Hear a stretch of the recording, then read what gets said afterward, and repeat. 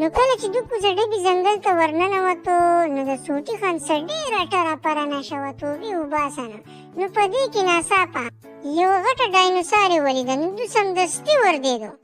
نو سوټي خان چې دا غټه ډاینوسار ولیده نو د سړي مغزو کار پرېښو، ځکه چې سوټي خان به همیشه ډوزې ویشتي او نور د ټکې نه و. چې کله ډاینوسار ولیدو نو دواړو داسې شلېدلې منډه وواله چې توبې وباسه.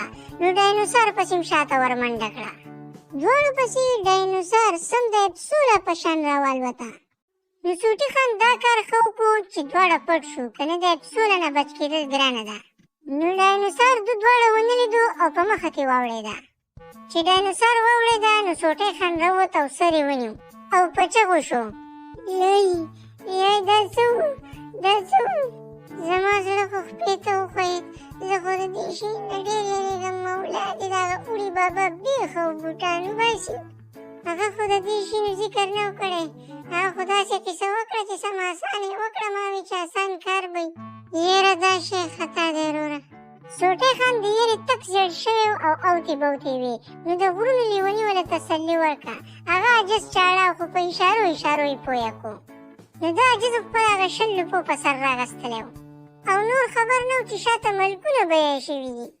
نو آخر یې سوټی خان رضا کو او د ځان سره یې روان کو مخې ته.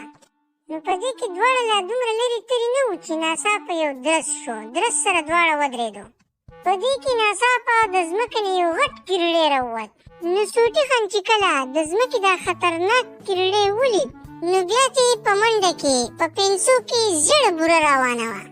غرونو لیوني په ګزارونو شروع کړه او د بل بیا شلېدلې منډه شروع کړه او په منډه کې دغې چغې ویلې، یره که راتښته ظالمه ځان بچکوال پرېږده. چې دا یې ولیدو نو د غرونو لیوني پسې ور ووهل.